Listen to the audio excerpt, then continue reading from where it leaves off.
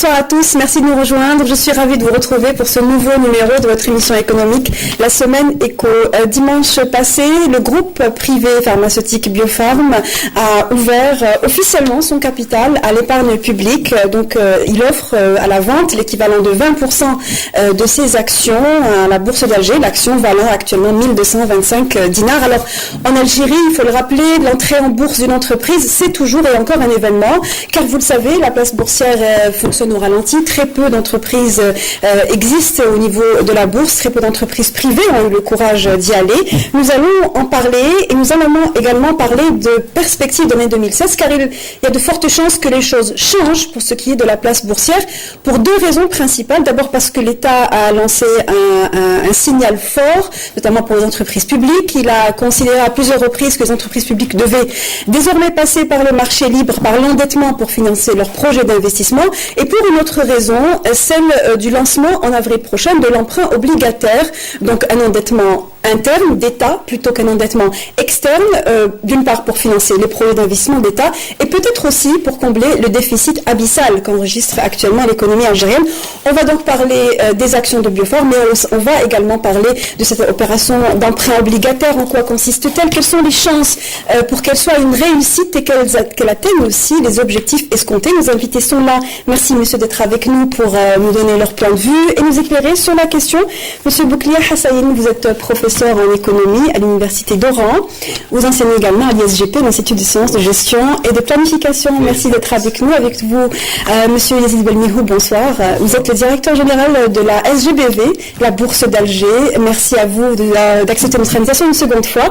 Monsieur Belkacem Mohamed, vous êtes sous-directeur du marché financier au ministère des Finances et monsieur Faïd Bournani, consultant financier international, mandaté par l'entreprise Biopharm. Vous êtes là pour ça, entre autres, pour parler de l'introduction en bourse des actions du groupe privé Biopharm. Bon, on commence par parler de cela justement, car c'est ce qui a fait l'actualité cette semaine.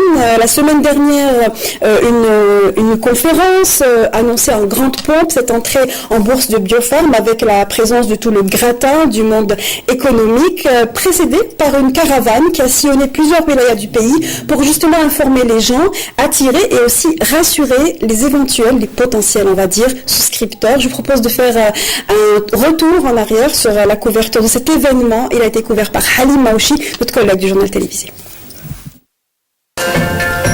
C'est fait, le laboratoire pharmaceutique Biopharm fait son entrée en bourse.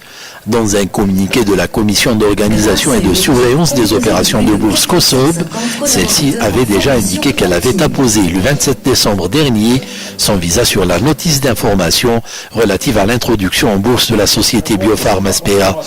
C'est donc aujourd'hui chose faite. Nous ouvrons le capital social de Biopharm à hauteur de 20%. Pour ceux qui voudraient acheter des actions, je tiens à leur préciser qu'ils peuvent le faire à partir de 5 actions et plus. Ils peuvent acheter donc autant d'actions qu'ils désirent. Je rappelle seulement que le prix fixe de l'offre est de 1225 dinars l'action et que l'achat peut se faire au niveau de n'importe quelle agence bancaire, aussi bien publique que privée. Une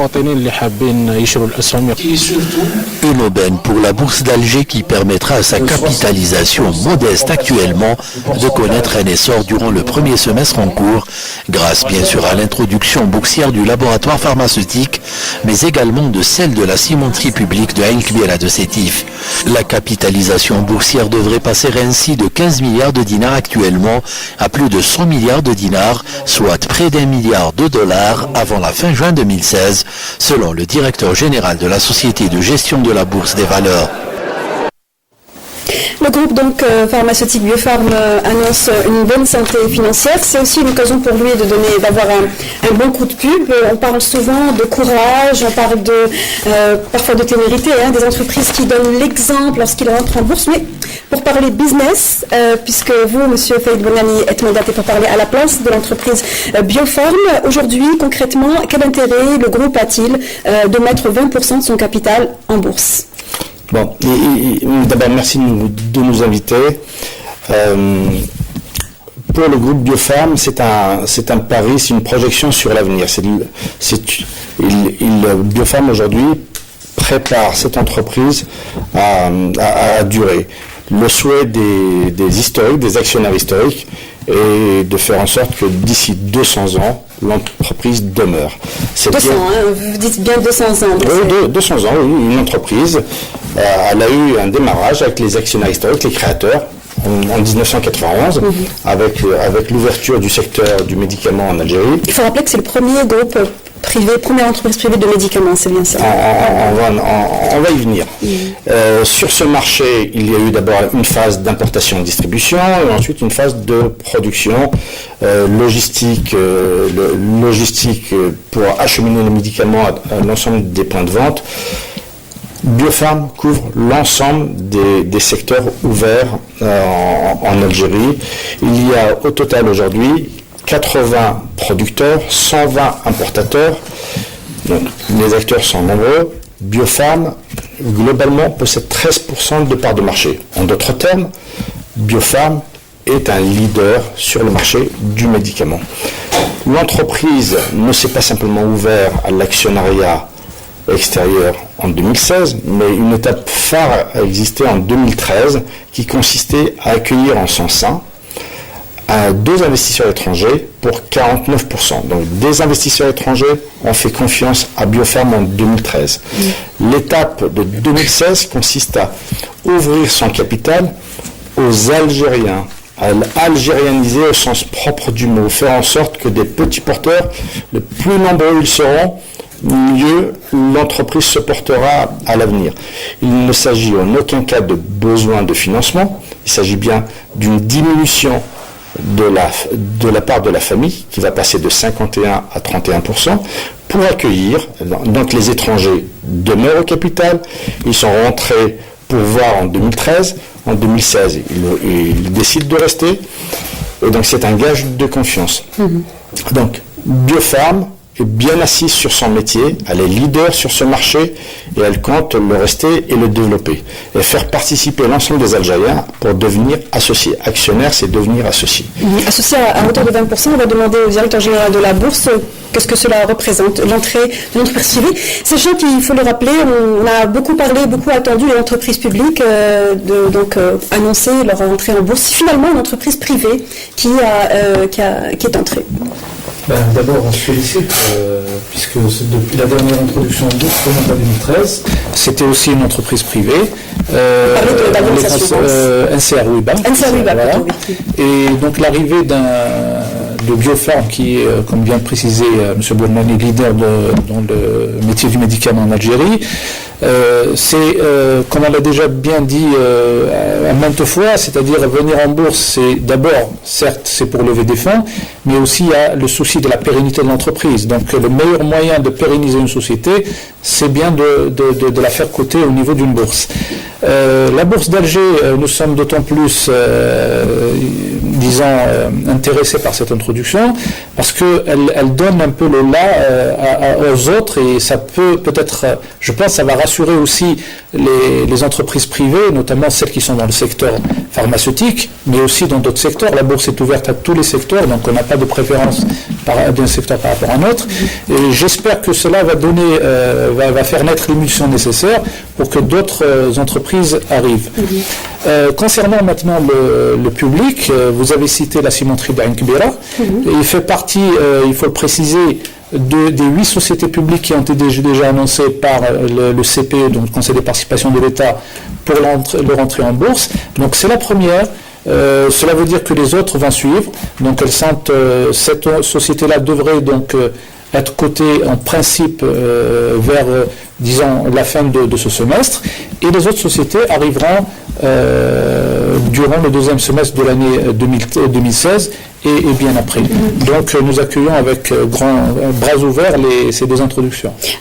Avant de parler justement des entreprises publiques qui devront venir donc faire leur entrée en bourse, un petit retour quand même sur les entreprises privées qui se disent avoir été pas mal disons avoir rencontré pas mal de difficultés par rapport à la valeur de leurs actions. Est-ce que c'est une crainte qui a été prise en considération par le groupe Biopharm avant avant de décider de mettre leurs actions, sachant ce par quoi est passé Allianz Assurance et NCA Riba.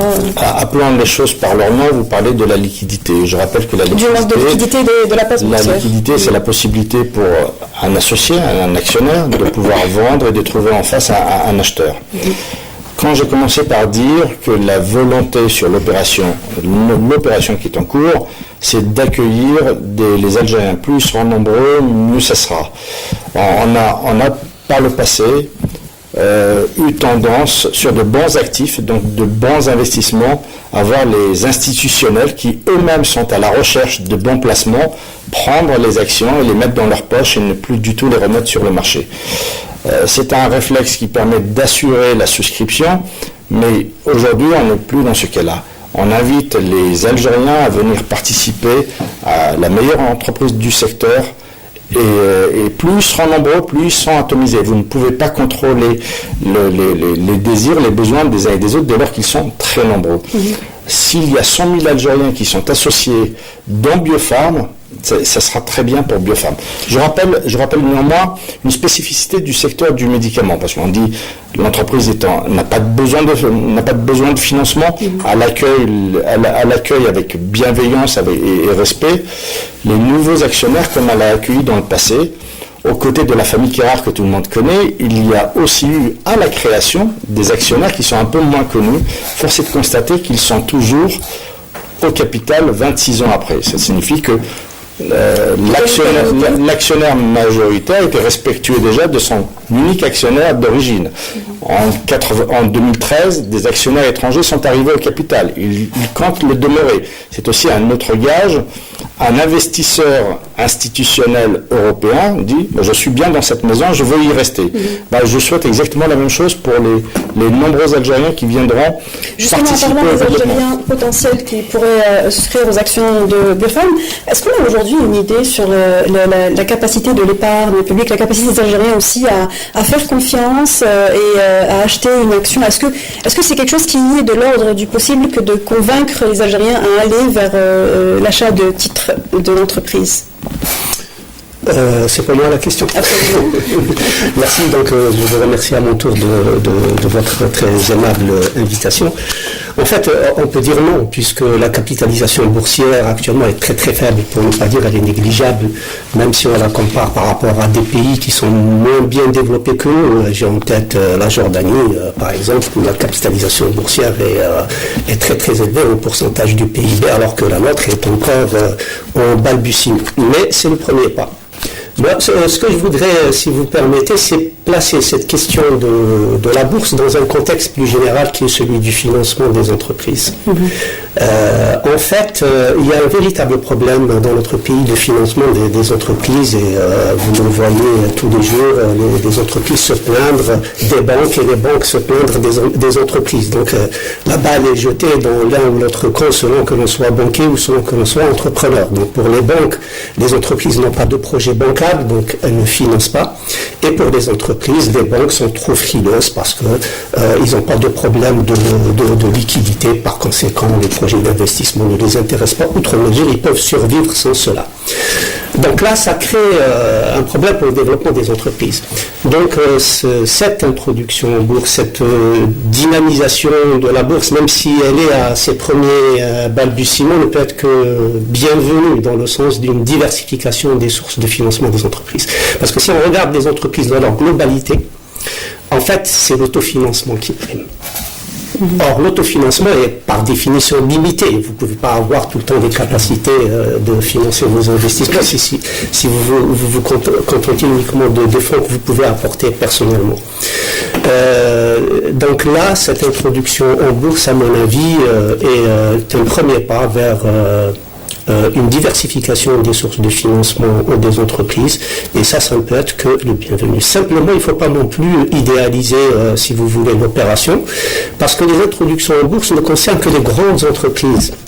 les petites entreprises, des PME, c'est extrêmement difficile. Peut-être qu'on en reparlera tout à l'heure pour ce qui est du compartiment PME. Mais les PME ont beaucoup de difficultés à être en bourse. Pourquoi est-ce que c'est plus difficile pour une petite entreprise que pour une grande entreprise? Il faut principalement, je parle sous votre contrôle, plus de transparence. Nos PME ne le sont pas peut-être suffisamment compte tenu des exigences qui sont posées par la bourse.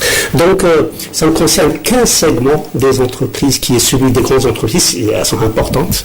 Mais le reste des PME, notamment ce qu'on appelle le middle missing, c'est-à-dire c'est vraiment les moyennes entreprises. Les petites PME peuvent bénéficier de certains dispositifs du type ONSAGE, etc. Mais les moyennes... Ce qui est paradoxal, on est d'accord, sachant que le tissu économique est largement dominé par des petites et moyennes entreprises, plutôt plus ou moins fragiles sur le plan de la trésorerie. Voilà. Et donc ces moyennes entreprises, elles ne disposent ni du dispositif des très petites la bourse n'est pas une solution pour elles. Et la bourse pose trop d'exigences, en théorie, pose trop d'exigences pour que ces moyennes entreprises puissent bénéficier d'un financement à travers la bourse. Est-ce que le problème c'est la bourse qui pose des problèmes? Est-ce que c'est les PME qui sont peut-être sur le plan du management et de la transparence pas au niveau qu'il faut souhaiter? Bon, c'est une très bonne question. Effectivement, si on regarde d'abord, c'est-à-dire que la bourse, depuis 2012, essaie de s'adapter. Vous l'avez bien précisé que le gros des entreprises sont des PME, et puis la PME aussi bénéficie d'un regard particulier de la part des pouvoirs publics. C'est vrai que la PME, parfois, peut-être souvent, a des problèmes d'accès à un financement bancaire. Donc c'est pour ça que nous avons créé le marché PME au niveau de la bourse d'Alger. D'ailleurs, avec des conditions d'accès qui sont totalement différentes des conditions qui sont imposées aux grandes entreprises, telles que Biopharm. Je cite à titre d'exemple, on leur demande d'ouvrir 10% au minimum de leur capital, alors qu'une grande société doit ouvrir au moins 20%. On leur demande de fournir les 2 derniers exercices des bilans certifiés sans l'exigence du dernier exercice bénéficiaire qu'on exige des grandes entreprises. Donc c'est un certain nombre d'éléments, mais il faut aussi préciser que la bourse offre certains avantages que, sur le plan fiscal par exemple, depuis 2014, les entreprises qui émettrices, c'est-à-dire celles qui ouvrent leur capital, bénéficient d'une réduction de l'IBS à hauteur du taux d'ouverture sur 5 ans. Ça aussi c'est important. Et ce qu'il faut aussi retenir, c'est que le banquier souvent, quand il reçoit un premier dossier de financement, de demande de crédit, la première des choses qu'il regarde, c'est le capital. Plus le capital est important, plus il est sécurisé de donner. Donc, ce qui fait que, c'est pour ça que nous disons que la bourse est complémentaire au financement bancaire. Donc, c'est pour ça que nous essayons de communiquer, d'être présents pour expliquer aux entreprises quel est l'intérêt de venir sur le marché. Mais il y a un autre aspect, effectivement, c'est le fait que la PME est souvent familiale.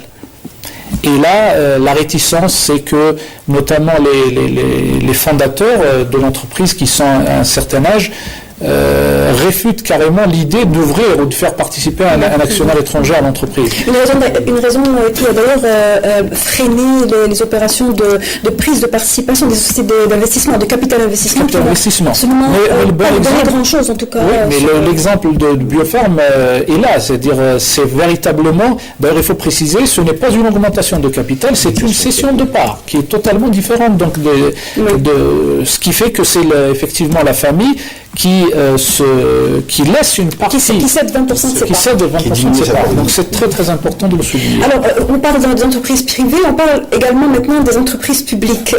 Aujourd'hui, les pouvoirs publics invitent les grosses entreprises. On a parlé de la Sonelgaz qui est dans une difficulté énorme en termes pour financer les projets à venir à l'horizon 2020.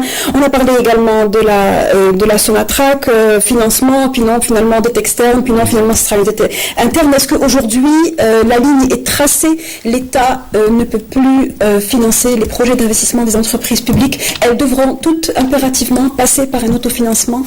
Effectivement, vous avez bien raison. Et monsieur le ministre des Finances ce matin a bien précisé les choses. Mais il a rappelé qu'il est intervenu avec nos collègues de la chaîne 3. Exactement. Je répète ce que disait M. Bilmouhoub. Il y a 8 entreprises publiques qui vont ouvrir leur capital. Le planning, c'est d'ici la fin de l'année, on aura au maximum les 6 entreprises qui vont être introduites en bourse. C'est une opération qui a pris du retard, M. Bourkassem. Effectivement, oui, effectivement, la résolution du CPE date de 2014. Il y a un glissement de planning, c'est suite à la préparation, parce que pour une introduction en bourse, c'est tout un processus qu'il faut mener, c'est des diligences qu'il faut respecter. Pour faire en sorte que l'entreprise puisse être éligible, évaluée, c'est une opération. C'est une opération, c'est tout un processus qu'il faut mener jusqu'au bout. Et il y a une prise d'information qu'il faut déposer auprès du régulateur et qui prend un peu de temps pour son examen également. Je reviens pour le cas de Sonalgaz. Son emprunt obligataire est programmé. La notice d'information est déposée au niveau de la COSOP. Donc, les derniers réglages sont en train de s'opérer. Donc l'autre choix aujourd'hui pour les entreprises publiques de s'autofinancer, c'est... Exactement, c'est par le marché. Par le marché. Le choix du marché et je pense qu'il est incontournable, il est là. C'est la voie à suivre. Oui, si vous permettez, je veux juste rebondir sur les 3 propos. Vous aviez commencé par indiquer quel est l'intérêt pour les épargnants à participer à l'ouverture du capital d'une entreprise, et graduellement nous avons dévié sur l'intérêt du marché financier dans le financement de l'entreprise, c'est-à-dire qu'on a changé de bord. Pour rester simplement, quel est l'intérêt aujourd'hui de souscripteurs, donc d'épargnants, de devenir associés d'une entreprise?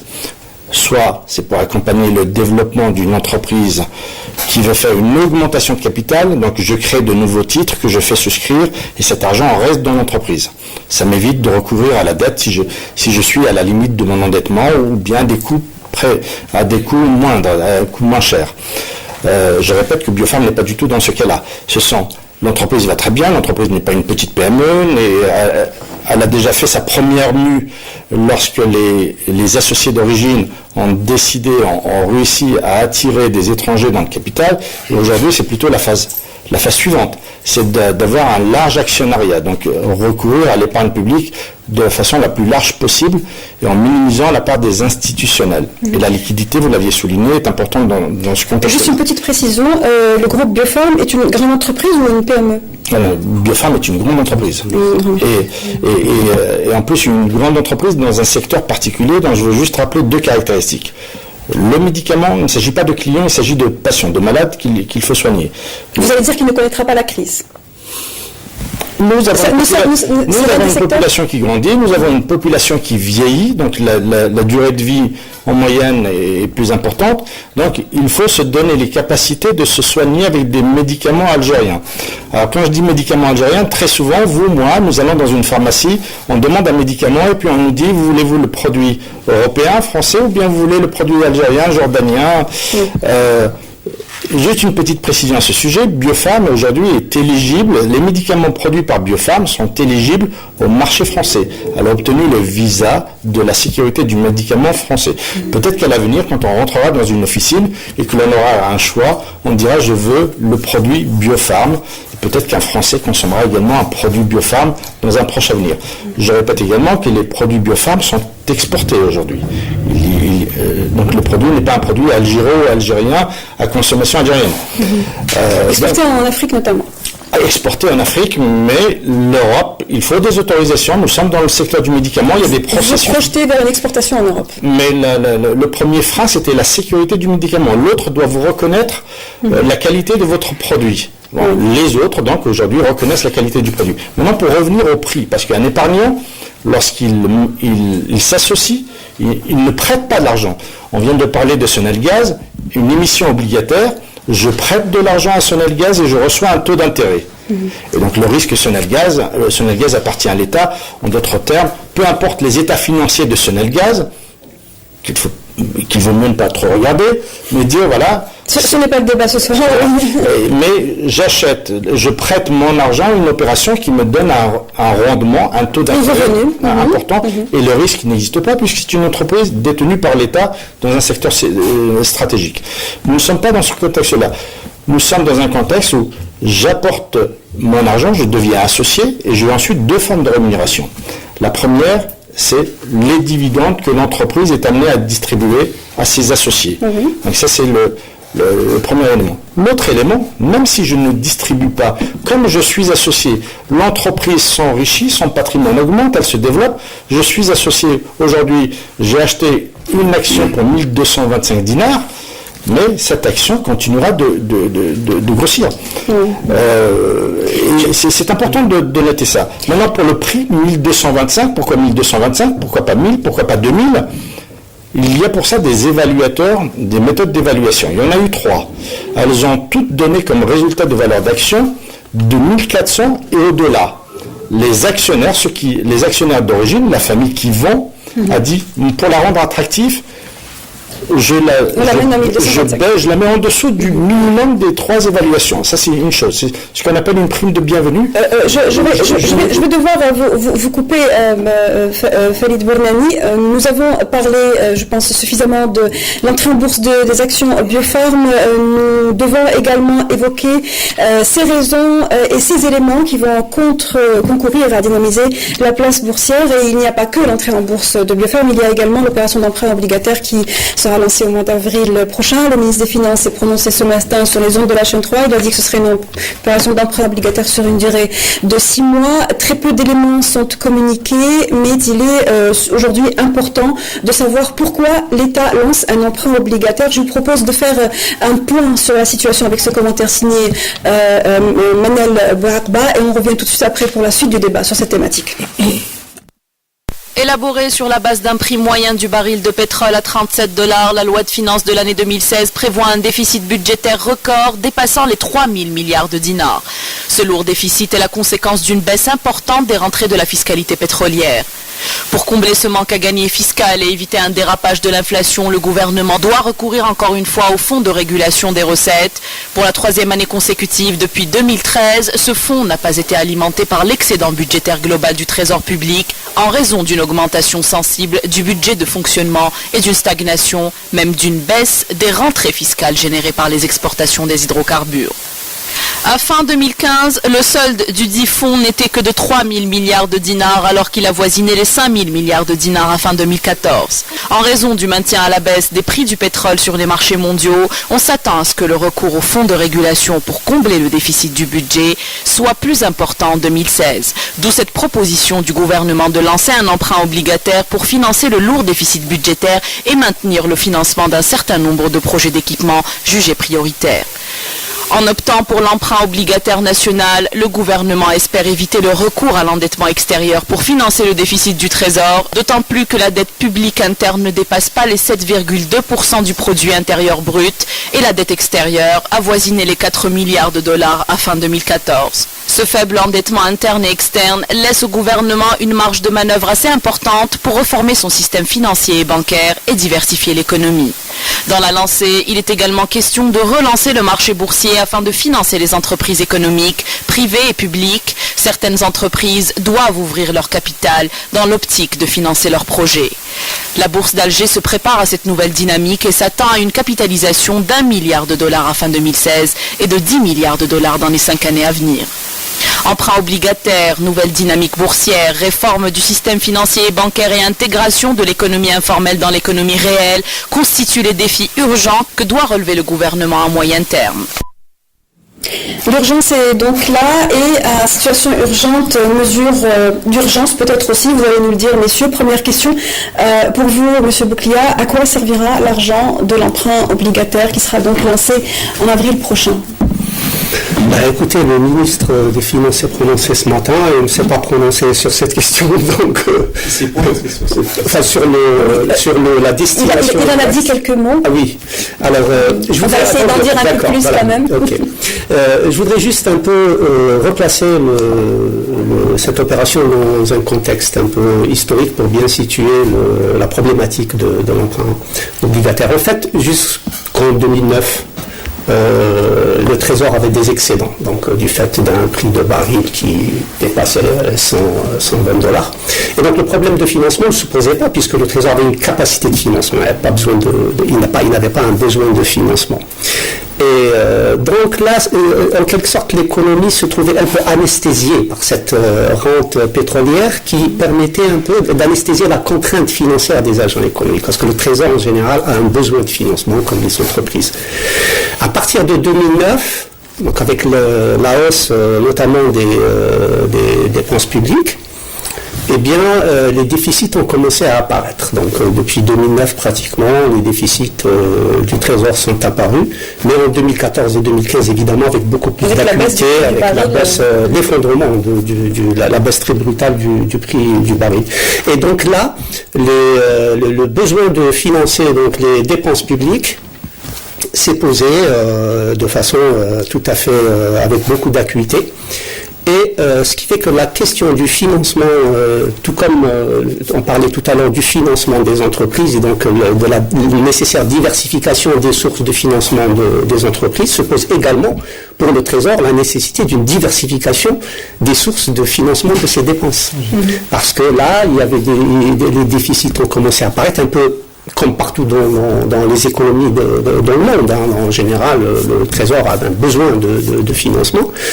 Et cet emprunt obligataire s'inscrit, à mon avis, dans cette opération de diversification des sources de financement, je dirais des dépenses publiques, je ne dirais pas des déficits, puisque tout à l'heure... J'entends perche, cet argent de l'emprunt obligataire, donc on rappelle pour nos téléspectateurs qu'il est question donc d'une dette interne ou une dette publique plutôt qu'un endettement externe. Cet argent, alors il est dit qu'il va servir à financer les projets d'investissement ou bien servira à financer le déficit. Ou bien est-ce qu'il y a un lien entre les deux? Expliquez-nous, Monsieur Bepasson. Ça va servir à financer les investissements. Par ricochet, ça va servir à financer le déficit. Bon, je tiens à préciser autre chose. C'est pas nouveau. L'emprunt, chaque semaine, le Trésor lance des emprunts obligataires. Il y a plus de 400 milliards de dinars qui sont cotés en bourse pour dynamiser le marché. Depuis 2000, à ce jour, le Trésor émet des obligations. Vous voulez dire que l'opération qui a été annoncée par le Premier ministre n'est pas exceptionnelle? Effectivement, elle n'est pas exceptionnelle. Il y avait déjà auparavant des emprunts nationaux sur le marché. On ne sait pas encore le montant. Chaque semaine... Hein, on ne sait pas encore le montant. Oui, il se pourrait que le montant fasse de cette opération l'exception. Exactement. Vous allez me dire qu'il n'y a pas d'information, mais... Effectivement, on est en train de faire les derniers réglages. Il y a un plan de communication qui est en préparation et au moment opportun, l'équipe qui est chargée de cette opération va communiquer. Se prononcer. Philippe Bournani. Oui, la question portait sur budget d'équipement ou budget de fonctionnement. Quand on a recours à de l'endettement, la question c'est, est-ce que je vis au-dessus de mes moyens et il servirait donc à colmater mon budget de fonctionnement, qui lui va probablement se renouveler chaque année, ou bien je vais me servir d'une ressource que d'autres me prêtent, une ressource externe, pour cette fois-ci faire de l'investissement structurant. J'ai besoin d'un port, j'ai besoin de ponts, j'ai besoin de routes. Oui, on a parlé de projets portuaires, mines notamment. Effectivement. Et la question et la réponse vaudrait mieux que le recours à l'endettement, à l'emprunt. D'ailleurs, on parle d'emprunt national ou obligataire. Il y a une nuance que je veux souligner. L'emprunt national, tout dépend à qui il s'adresse. Si l'objectif, comme certains le disent, c'est de ramener de recours à l'argent qui se trouve dans l'informel, on sera plus probablement, mais ça n'engage que moi, dans du papier au porteur anonyme. C'est-à-dire que je viens à la banque, je dépose mes espèces et puis vous me donnez un titre de créance sur l'État que je vais mettre dans mon coffre à la maison. Ça, c'est un aspect. L'autre, l'emprunt obligataire, ce que j'aime, idéalement, je préfère, c'est un emprunt qui passe par la bourse d'Alger. Ensuite, ce sont des titres négociables. J'ai besoin de le revendre en fonction du taux d'intérêt, de la qualité de l'émetteur. Ça peut aussi prendre de la valeur et générer de la plus-value. On ne sait pas si laquelle des deux options sera J'ai une préférence employée. clairement. Monsieur Belkacem? Ça sera un emprunt obligataire. Ça sera des obligations qui vont être lancées sur Négociables. Négociables. Donc émises sur au niveau de la bourse d'Alger. Pas nécessairement au niveau de la bourse. Si c'est pas négociable, attendez, soit c'est négociable, c'est par la bourse d'Alger, soit c'est pas négociable, et donc ça passera pas par la bourse d'Alger. Cette question n'est pas encore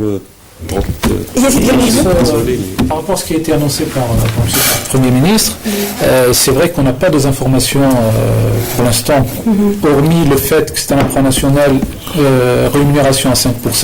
Oui, il fallait préciser. Effectivement. Il y a un autre aspect peut-être qui a échappé peut-être aux médias, c'est que Monsieur le Premier ministre a parlé également d'un nouveau plan une nouvelle orientation économique, c'est-à-dire un nouveau modèle économique à partir du mois d'avril. Et le nouveau plan, l'emprunt obligataire vient avec cette opération, c'est-à-dire ce nouveau modèle.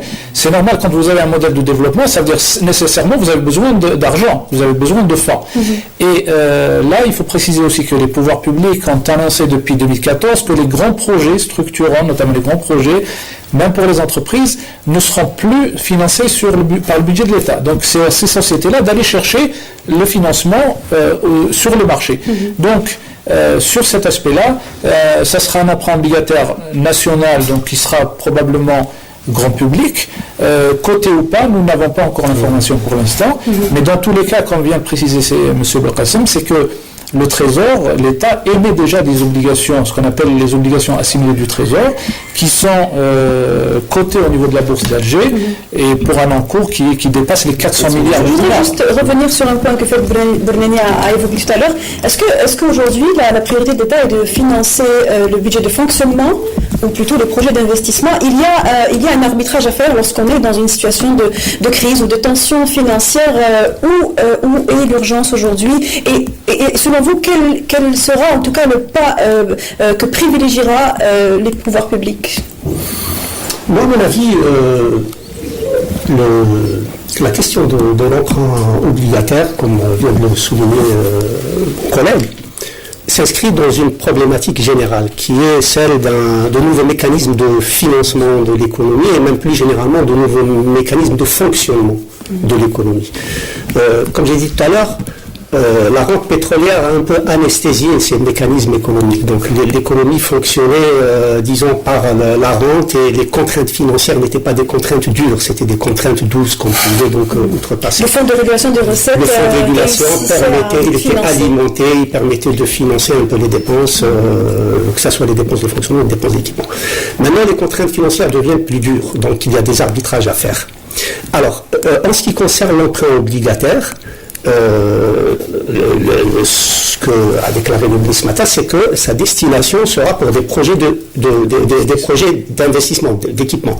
Donc ça, c'est une bonne chose pour ce qui est de la confiance du citoyen qui viendra souscrire, sachant que son argent n'ira pas subventionner l'essence ou je ne sais quoi d'autre, mais il ira vers un projet d'équipement qui sera rentable, et donc ça crée de la confiance, parce que ce projet d'équipement va lui-même générer les sources qui vont permettre de rémunérer son placement. Donc là, il y a d'un autre côté, le fait que le taux soit à 5%, c'est approximativement le taux d'inflation. Ça veut dire que là aussi, le citoyen sera sécurisé dans le sens où il ne perdra pas de son pouvoir d'achat. Vous savez, la circulation fiduciaire, donc les billets qui sont en circulation dans l'économie, c'est de l'ordre de 3 600 milliards. C'est des billets, donc le citoyen qui détient cette monnaie va se déprécier. Donc par le biais de cet emprunt obligataire, ça va lui permettre de préserver au moins son pouvoir d'achat. Donc ça aussi, c'est un élément, à mon avis, à mettre sur la balance. Et le fait que, ce qu'on vient d'apprendre aujourd'hui, le fait que cet emprunt soit destiné à des projets d'investissement rentables, ça aussi c'est un deuxième aspect de sécurisation. Donc, à quel point pensez-vous, messieurs, que les banques algériennes ont la capacité de financer des opérations d'octroi, des obligations? Aujourd'hui, on parle de tensions, de tensions financières au niveau des différentes banques. J'en tiens pour cause, pour raison, la note de conjoncture, la dernière note de conjoncture de la Banque d'Algérie qui disait que la Banque centrale allait refinancer les banques. Alors, aujourd'hui, où en est-on? Si vous me permettez, vous avez évoqué à la fois le taux d'intérêt et le taux d'inflation. Essayez de répondre aussi à la question. Je vais le faire tout de suite parce que sinon on ne peut pas tout comprendre. Le taux d'intérêt, c'est un taux d'intérêt que vous nous donnez sur une période longue. Le taux d'inflation dont vous venez de parler, l'érosion monétaire, c'est celle que nous constatons cette année.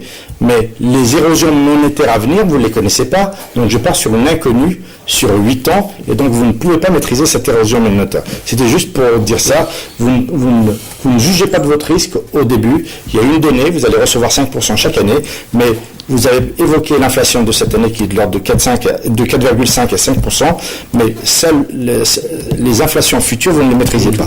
Maintenant, vous avez anticipé sur une question future qui porte justement sur l'inflation. Par rapport à ma question, Faïd Balouni. Il est certain que l'ensemble du secteur bancaire, compte tenu d'opérations exceptionnelles qui ont eu lieu ces derniers 18 mois, ne sont plus en situation de surliquidité. À Alger, on s'est gargarisé d'avoir des établissements bancaires qui étaient surliquides. Donc, ça ne les encourageait pas à faire leur métier qui était d'aller collecter et d'aller séduire les épargnants par des bons des dépôts à terme, des bons de caisse. Aujourd'hui, la situation a totalement changé. Une banque, pour prêter, elle doit collecter ou emprunter. L'effort de collecte est plus long, mais il est plus sûr. Et pour ça, il faut avoir un réseau. Sur la place d'Alger aujourd'hui, il y a des établissements bancaires sans réseau. Clairement, elles sont en situation de fragilité. Elles n'ont pas anticipé la situation présente. Donc, l'argent est plus rare. Maintenant, si en plus cet argent qui existe dans les banques est placé dans des opérations de type emprunt obligataire, c'est autant de moins pour les entreprises. Demain, moi, entreprise, puisque un des objectifs, je vous le rappelle, c'est d'augmenter le secteur productif. Ça veut dire qu'à T0, aujourd'hui, je dois acheter de l'équipement. Et ensuite, les matières premières qui me permettront de financer cet équipement. Et souvent, on est dans l'industrie, donc c'est plutôt lourd. S'il n'y a plus d'argent... Est-ce qu'il y a moins d'argent au niveau des banques? Effectivement. Monsieur le ministre des Finances, ce matin, a souligné l'effort de collecte de l'épargne qui a été enregistré. Oui. C'est plus l'aisance d'auparavant. Les différentes opérations qui ont été plus ou moins asséchées, mais avec le refinancement de la Banque d'Algérie, avec tous les outils de refinancement de la Banque d'Algérie, ça va dégager des capacités supplémentaires pour permettre aux banques d'avoir plus d'engagement au niveau de l'économie. Précision sur ça, c'est des chiffres. Les liquidités bancaires étaient l'année dernière, donc étaient de, je crois, 2700 milliards. Les liquidités. Cette année, en fin septembre de 2015, donc pas tout à fait cette année, elles sont de 1800 milliards de dinars. C'est les réserves des banques dans leur compte courant auprès de la Banque d'Algérie. Permettez-moi juste de rajouter une information, également évoquée ce matin par le ministre des Finances. Le stock de ressources bancaires était de l'année dernière de l'ordre de 7000 milliards de dinars. Oui.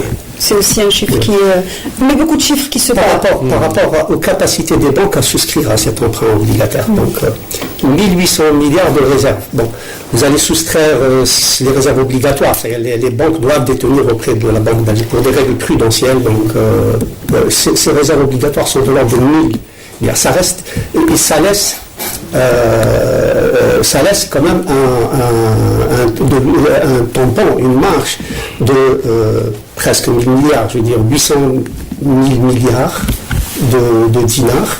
8 000, Voilà. Donc c'est 1800 moins les 1000 milliards de dinars de réserve obligatoire. Donc les surliquidités, on peut les estimer actuellement à 800 000 milliards les surliquidités bancaires, donc qui sinon seront stérilisées par la Banque d'Algérie. Donc ces surliquidités, c'est pas avec, je veux dire, au-delà des engagements que les banques ont vis-à-vis des règles prudentielles, donc il reste quand même une capacité de financement des banques. Disons que sur les 800 000 milliards de surliquidité, la moitié pourra se porter sur l'emprunt obligataire. L'autre moitié servira aux engagements des banques vis-à-vis de leurs clients. Donc, il nous reste très peu de temps pour avancer sur cette question d'emprunt obligataire. Selon vous, quels sont les souscripteurs potentiels? Quels seraient? C'est le grand public. La cible, c'est le grand public. Donc pas seulement les institutionnels, pas seulement les chefs d'entreprise, les chefs d'entreprise, c'est du grand public. Les institutionnels, c'est de notre jargon, c'est les sociétés d'assurance, les fonds d'investissement. Elles investissent déjà sur le secteur, notamment des OAT. Les obligations anciennes du Trésor dont on avait parlé sont exclusivement réservées aux institutionnels. C'est-à-dire que le grand public ne peut pas acquérir ces obligations. Par contre, dans cet emprunt obligataire, probablement, comme vient de préciser M. Kassim, c'est que s'il est orienté au grand public, automatiquement, les institutionnels ne seront peut-être pas associés ou peut-être ils auront un segment qui sera réservé à cette partie. On ne sait pas encore, donc il faudra peut-être attendre un peu plus d'informations. Je vais encore vous embêter et poser une question dans le conditionnel. Est-ce qu'il serait rentable pour les opérateurs qui possèdent des fonds hors banque, donc de l'argent issu de l'activité informelle, donc ayant échappé à fiscalité? Est-ce que cette opération d'emprunt obligataire est une option, un objectif de capter cet argent et de le ramener dans le circuit formel? Effectivement, je tiens à préciser que toutes les émissions de titres sur le marché financier sont défiscalisées pour l'investisseur et pour l'émetteur également. Tous les revenus qui sont dégagés par des transactions sur le marché financier en bourse sont exonérés de l'IBS et de l'IRG. Donc c'est pour l'investisseur, il a déjà cet avantage. Il faut également rappeler qu'il y a une opération de mise en conformité fiscale qui a été lancée. Aujourd'hui, quelle appréciation donnez-vous? Commencez par vous, Khalid Boulani, de cette opération. Je suis désolé, mais je suis obligé de revenir sur votre question qui était l'informel. Que l'opération soit défiscalisée, c'est une chose, c'est les revenus générés par l'opération, ça c'est clair, mais c'est également valable pour l'ensemble des instruments boursiers. Par contre, est-ce qu'à cette occasion, ça va encourager les gens ayant thésaurisé de l'épargne hors circuit bancaire à le ramener, le mettre à disposition de l'économie tout en finançant l'État? Pour ma part, je crois que c'est souhaitable. Et donc, par contre, je ne crois pas qu'il soit souhaitable d'utiliser les ressources qui sont déjà dans le circuit bancaire et auprès des institutionnels. Parce que, évidemment, ça viendra en diminution de cette liquidité que l'on souhaite conserver pour le développement dans notre économie des entreprises. Donc, il faut clairement dire ce qui est souhaité et ce qui n'est pas souhaité. Quand vous dites grand public, le grand public, s'il est bancarisé, je préférerais que les établissements bancaires les conservent pour exercer leur métier. Par contre, tous ceux qui sont dans l'informel, y compris si ça permet de rentrer dans le package de l'amnistie fiscale, je n'y vois pas d'inconvénient, parce que ce n'est pas aujourd'hui que l'on va recommencer à faire la chasse aux sorcières. Ça, c'était un débat passé, c'est l'avenir qui nous intéresse. Donc clairement, il est souhaitable de s'adresser à cette population et qui viendrait donc apporter ses capitaux au service, y compris de l'État. Bien sûr, parce que un mot là-dessus. Ce que je voulais dire, je parlais de surliquidité, c'est-à-dire des liquidités qui restent au niveau des banques une fois qu'elles respectent leurs réserves obligatoires et une fois qu'elles respectent également les engagements qu'ils ont vis-à-vis des entreprises. Vous avez parlé de 800 000 milliards, ça doit être 800 milliards. 800 milliards de dinars. C'est 800 milliards de dinars. Non, c'est 800 milliards de surliquidité. Et j'ai dit que, précisément, pour qu'il n'y ait pas d'effet d'éviction, ces 800 milliards ne peuvent pas être utilisés par les banques totalement pour l'emprunt obligataire, sinon effectivement ils n'auront plus de liquidité pour faire face aux investissements, aux investisseurs, pour répondre au financement de l'investissement. Mais moyennant cela, il restera des surliquidités au niveau des banques. Et s'il y a effectivement des surliquidités que j'estime personnellement de l'ordre de 300 à 400 millions de dinars, eh bien les banques peuvent souscrire 10 milliards de dinars. On est dans des zéros Donc là, les banques peuvent effectivement apporter leur contribution à cette opération. Personnellement, je suis pour que cette opération s'adresse à la fois aux citoyens. Donc ça, c'est le must, parce que là, il n'y a pas du tout d'effet d'éviction. Donc au contraire, on éponge l'argent qui éventuellement alimente l'informel. Et cette masse monétaire est extrêmement importante. La circulation fiduciaire est d'ordre de 3600 milliards. Donc il y a vraiment à prendre là-dedans. Mais les banques, à mon avis, plutôt que de déposer leur surliquidité à un taux dérisoire au niveau de la Banque d'Algérie qui les stérilise, eh bien pourquoi pas ne pas souscrire justement à cet emprunt et donc investir à travers ces bons de trésor dans des projets d'équipement. Les banques souscrivent chaque semaine à des emprunts obligatoires c'est 400 milliards. Il y a un encours de 400 milliards. Si je prends le financement des déficits de 2014 et de 2015, c'est principalement le fonds de régulation. Ce n'est pas les banques trésor qui ont financé. Au contraire, l'émission de banques trésor est négative, c'est-à-dire que ce qu'ils ont remboursé est plus important que ce qu'ils ont émis. Voilà. Donc là, je pense que l'emprunt obligataire apporte un nouveau mécanisme, un nouveau mode de financement justement à travers cet emprunt obligataire en incitant les autorités budgétaires à aller vers l'emprunt obligataire plutôt qu'appliquer. Je pense que, c'est-à-dire pour essayer de capter un peu l'épargne, la question aussi c'est de varier en fait les produits. Ça c'est important parce qu'actuellement nous avons quand même une variété très limitée de placements. Ça faisait un placement bancaire. Là, soit au niveau de la bourse, malheureusement, c'est pas très connu, il n'y a pas suffisamment d'entreprises pour pouvoir attirer aussi l'investisseur. Sinon, des emprunts obligataires. Donc, l'idée aussi, puisque le ministre des Finances en avait parlé à plusieurs reprises, c'est de faire aussi dans l'innovation financière, trouver d'autres façons d'attirer l'investisseur. Parce qu'est-ce qu'il cherche en priorité? Il cherche le gain futur. Donc si vous lui garantissez un gain futur, notamment si on parle de l'emprunt obligataire, qui sera donc il est entre guillemets souverain parce que donc il est sécurisé, il n'y a pas de risque ni sur la rentabilité ni sur le remboursement futur. Donc c'est une très bonne chose, mais il faut aller aussi, il faut dire que les pouvoirs publics utilisent d'autres moyens. Le ministre des Finances ce matin avait parlé aussi d'une révision un peu de la politique fiscale, notamment en essayant d'attirer plutôt de pousser les contribuables à payer leurs dettes en leur accordant une annulation carrément des pénalités, c'est une très bonne chose. Donc ça va encore alimenter le budget de l'État. Donc c'est des mesures comme celle-là qu'il faut faire. Justement, une dernière question avant de clore ce débat, justement parlant de mesures, si demain l'emprunt bute, c'est-à-dire qu'il ne reçoit pas les objectifs ou les visées escomptées, quelle solution selon vous l'État devrait-il recourir pour financer, car il faut financer les projets d'investissement, un tour de table? Oui, ça ne pourrait pas arriver parce que dans un premier temps la cible c'est le grand public, mais si le grand public ne répond pas avec satisfaction, l'État a des leviers pour demander aux entreprises institutionnelles qu'il dirige de mettre au point. Je ne le souhaite pas, c'est pas ça la volonté. Le développement de la bourse que dirige monsieur, c'est les ouvertures de capital. Il ne s'agit pas des instruments de type obligataire. C'est pas ça la bourse. La bourse, ce sont des valeurs d'entreprise.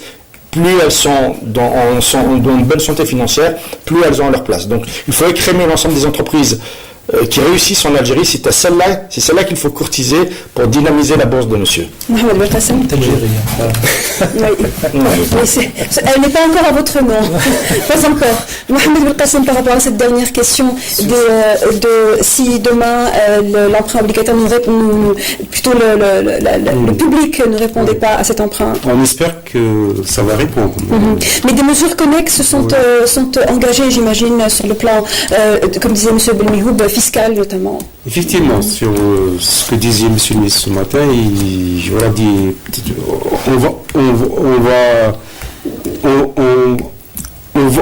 on va bien sûr l'optimisation fiscale et on va creuser encore les choses pour voir d'autres instruments pour mobiliser les fonds pour l'investissement et 10 millions.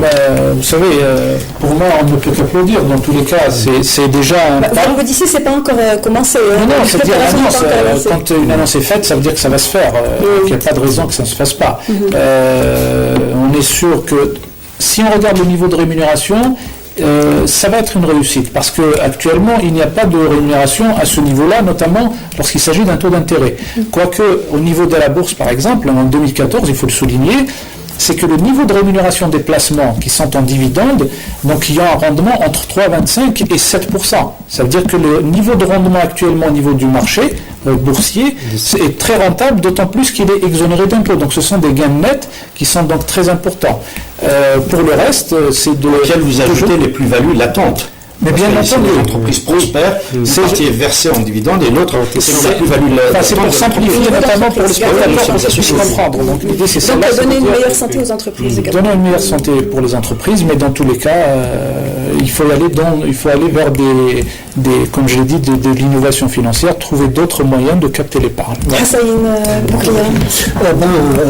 Il y a plusieurs leviers, si vous voulez. D'abord, fondamentalement, la rationalisation des dépenses. Donc il y a des dépenses sur lesquelles on peut économiser. Donc vous avez un tas de subventions qui, ma foi, doivent être à un moment ou à un autre revues. Il y a la façon dont le budget d'équipement est financé. Donc là aussi, il y a plus de rigueur dans le financement et dans l'élaboration même du budget d'équipement. Et dans le financement des équipements, non pas uniquement par l'État. L'État ne peut pas financer, la preuve, regardez la situation actuelle, ne peut pas financer à lui seul tout un programme d'équipement du pays. Donc là, il faudrait faire appel également à un partenariat de façon à ce que une partie du financement des équipements soit débudgétisée. Et donc ça réduit un peu la charge qui pèse sur le Trésor. Et en tout état de cause, vous avez aussi un autre levier qui est l'article 46 de la loi sur la monnaie et le crédit qui autorise la Banque centrale donc à financer le Trésor à hauteur de 10% sur les dépenses courantes des avances de la Banque d'Algérie, à hauteur de 10% des dépenses antérieures. C'est des dépenses de 2015 en témoin. Des recettes ordinaires. Donc des recettes ordinaires. Et tout ça, je pense que ça crée un espace budgétaire qui permet, je pense, de tenir la route en 2016. Et évidemment, à partir de là, il s'agit de songer à des réformes structurelles. Je veux dire, on ne peut pas chaque année poser la question du financement du déficit sans aller vers la source, vers le fond et la source. Des réformes financières notamment les réformes fiscales dont vous avez parlé. Ce sont des recommandations qui ont justement été énoncées par le Fonds monétaire international, par le représentant du Fonds monétaire international qui était présent hier à Alger, en Algérie. Oui, on n'a pas attendu le Fonds pour le savoir. Merci à vous, messieurs, d'avoir répondu à nos questions. Je rappelle que cette thématique était basée sur le financement de l'économie. On a évoqué l'entrée en bourse du groupe privé pharmaceutique Biopharm et de l'opération d'emprunt obligataire. Pour ceux qui ont pris l'émission en cours de route, vous pourrez revoir la rediffusion demain à partir de 11h. Merci à vous de nous avoir suivis jusqu'au bout. On se retrouve la semaine prochaine pour une nouvelle thématique. Au revoir. On attend que le générique.